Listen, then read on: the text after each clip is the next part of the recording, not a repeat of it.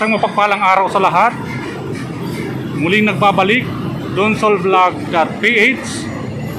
At nandito tayo ngayon sa kahabaan ng C3 Road.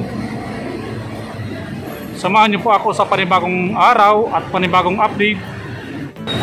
Okay, so ayan po yung mga sakyan na karamihan po ay nanggaling po ng pier. Okay, so marami pong talagang mga sakyan yung mga bumabiyahe dito po sa kahabaan ng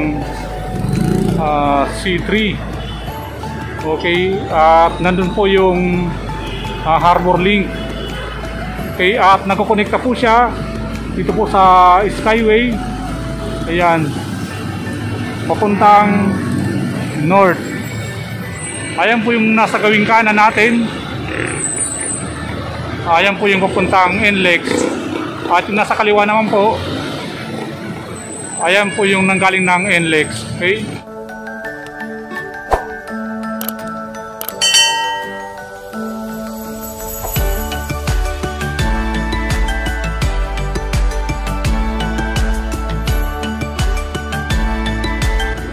mapapansin nyo po, ang ginamit po dito sa dugtungan po yung papuntang norte, yan po ay steel girder. So ganyang disenyo rin po ang ikakabit dito po sa papuntang south. Okay, so yung nanggaling din po ng Harbor Link pier, ganyan din po ang ikakabit papuntang south. Steel girder din po ang ikakabit po dyan. Okay, so sana po kapag natapos po itong mga proyekto, sana maibsan na po yung daloy po ng trapiko dito po sa kabaan ng C3. Okay, so ayan po yung hindi pa nalagyan ng steel girder. Okay, so kapag natapos po yan, ayan po yung papuntang south. Ayan. At ayan naman po yung manggagaling ng south, didiretso po siya. Ayan.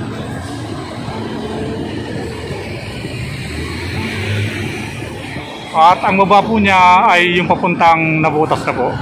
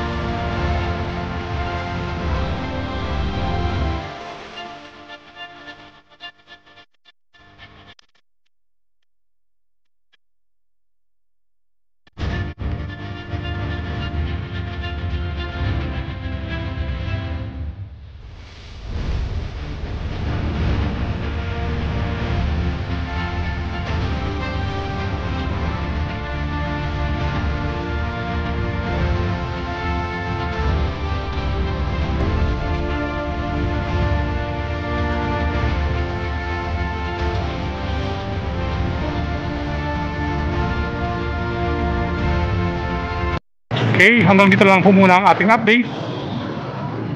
At nasa kahabaan po tayo ng C3 Road.